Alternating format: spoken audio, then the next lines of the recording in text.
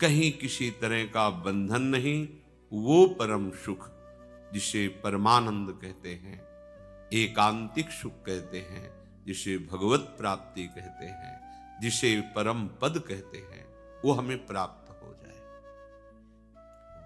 प्रभु कह रहे हैं, मैंने ही ये दो की रचना की है, एक प्रकृति और एक जीव।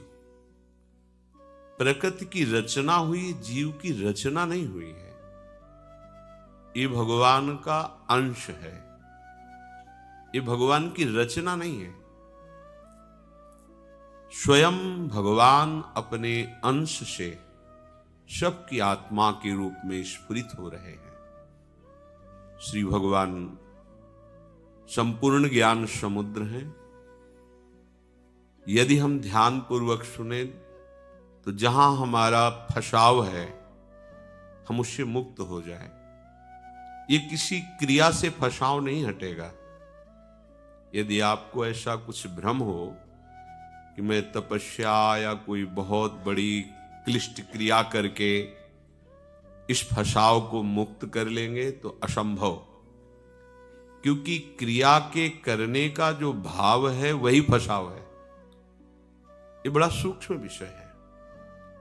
जितनी क्रियाएं होती हैं सब प्रकृति से होती है। प्रकृति ही उसका कारण है और प्रकृति में ही बर्ताव होता है। तो हमें जो उसका फल मिलेगा वो प्राकृतिक ही मिलेगा। उस क्रिया से संबंध रहित हो जाना ही इस स्वरूप की स्थिति का वर्णन है।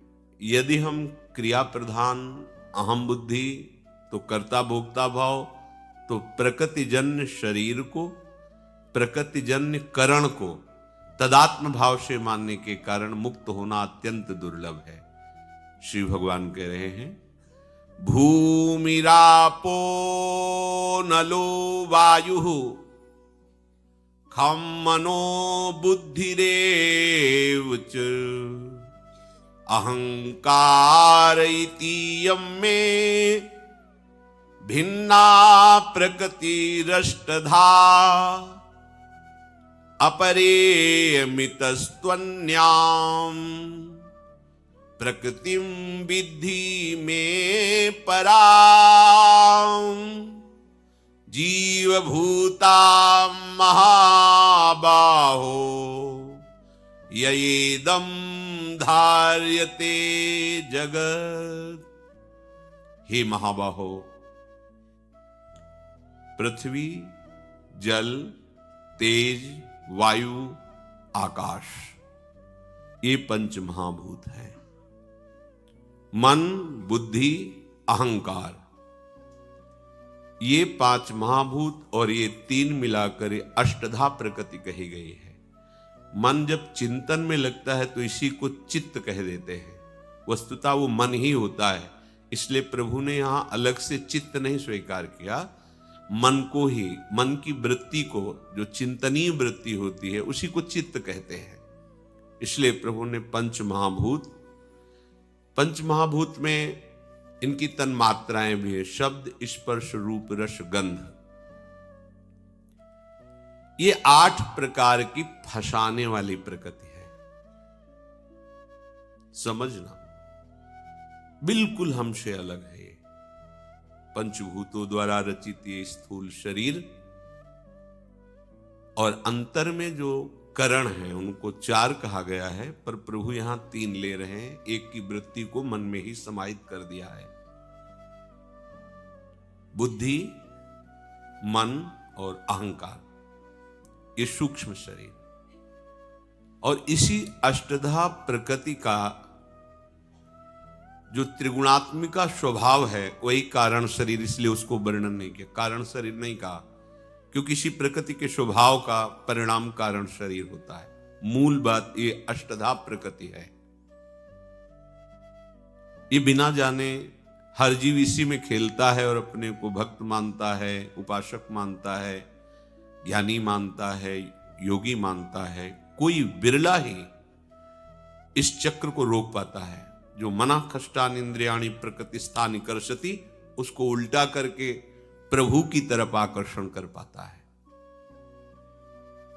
ये 8 प्रकार की प्रकृति है जिसको अपरा प्रकृति भगवान ने संबोधन करके कहा। और इस अपरा प्रकृति से बहुत ही दिव्य और बिल्कुल अलग एक परा प्रकृति है जिसे भगवान का अंश कहा गया, जो आप हैं। आप हैं का मतलब ये शरीर नहीं, ये मन बुद्धि नहीं, ये स्वभाव नहीं, आप इससे अलग, बिल्कुल अलग है। जैसे इस शरीर से मकान अलग है, ऐसे हमसे हमारा शरीर, हमारा अंतःकरण, हमारा स्वभाव बिल्कुल अलग है। चाहे जिस मार्ग का पथिक हो, ये स्थिति आए बिना हो, ना तो प्रेम में और ना मोक्ष पदवी में। पांचों भूले देह शुद्धि, जब तक देह का तात्पर्य तीनों देहों से है, स्थूल, सूक्ष्म और कारण, तब तक वो रास विलास में या अखंडानंद में प्रवेश नहीं पाता। प्रभु कह रहे हैं इन्हीं 2 के द्वारा ये पूरा जगत है। जितना कुछ देखने में, सुनने में, जो कुछ भी आ रहा है, मैं अरु मोर तोर तय माया, जही बस कीन्हे जीव निकाया, गो गोचर जहां लग मन जाई, सो सब माया जानो भाई। हमारे प्रभु इन दोनों के कारण हैं, अष्टधा प्रकृति के भी और परा जीव के भी, वही कारण है। प्रभु 2 विभाग करके इसी में खेल रहे हैं, सबसे परे और शब में भरे। सिद्धांत समझिए। देखो, बड़ा सूक्ष्म विषय है, जैसा क्रम से आता जाता है वैसा वर्णन होता है। आप इसे बहुत ध्यान से समझिए। प्रभु शब के कारण है, कारण श्री हरिवंश भनम, सेवक जी महाराज कह रहे हैं। प्रत्येक मनुष्य का स्वभाव इसी प्रकृति के अनुसार रचा गया है। कहीं रजोगुण की अधिकता का स्वभाव जो कारण शरीर, कहीं तमोगुण की, कहीं सात्विक, पर वो तीनों गुणों के अंतर्गत होने के कारण अपने स्वभाव में फंसा रहता है, स्वरूप में नहीं आ पाता है। कोई बिरला ही ऐसा होता है, जैसे भगवान ने पीछे कहा, हजारों चलने वालों में कोई एक प्रयत्न करता है, हजारों प्रयत्न करने वालों में कोई एक आगे बढ़ पाता है, उनमें हजारों में कोई एक सिद्ध होता है। प्रायः इसी स्वभाव में फंस जाते हैं, प्रकृति के स्वभाव में। हमें बहुत बढ़िया अवसर करुणा करके प्रभु ने दिया है। श्रुत्वापि शुद्ध चैतन्य मात्मान मति सुंदरम, उपस्थित्यंत संशक्तो मालिन्य मधि गच्छति। जब तूने सत्संग के द्वारा ये समझ लिया है कि जो अष्टधा प्रकृति के द्वारा रचा हुआ माया जाल है, यही तेरे दुख का कारण है। ये जो शरीर में, अंतःकरण में, स्वभाव में तदात्म हो गए, मेरा स्वभाव, मेरा शरीर, मेरा मन, यही तुम्हारी दुर्गति का कारण है। बड़ा अध्यात्म है, ये सूक्ष्म विषय है। जब तक तुम इसे समझोगे नहीं तो इसी में खेलते हुए अपने को भक्त मानोगे, ज्ञानी मानोगे, अपने को महात्मा मानोगे। जब तूने सत्संग के द्वारा ये जान लिया है कि एकमात्र शव के कारण परम सत्य श्री भगवान ही हैं, प्रभु ही हैं, वही प्रभु जिनको ज्ञानी जन आत्मा कहते हैं। सेवक जी महाराज कह रहे हैं, आत्मा हरिवंश प्रगट परमानंद, श्री हरिवंश प्रमाण मनम। चैतन्य घन महासुख स्वरूप सौंदर्य राशि प्रभु को पाने का निश्चय जब तूने कर लिया, सत्संग सुनकर तुमने ये जान लिया कि आत्मज्ञान या भगवत प्राप्ति ही परम सुख है, ये अष्टधा प्रकृति के द्वारा रचे हुए माया जाल में मैं परा भगवद अंश स्वयं से फंस गया हूं।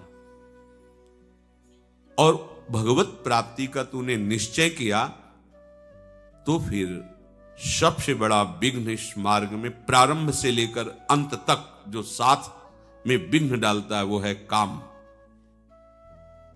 बहुत महिमा में प्रसंग है, ये आंतरिक अंतर्मुखता वाले उपासकों के लिए है, ये जागतिक व्यवहार और बैलेंस बनाकर चलने वालों के लिए नहीं है।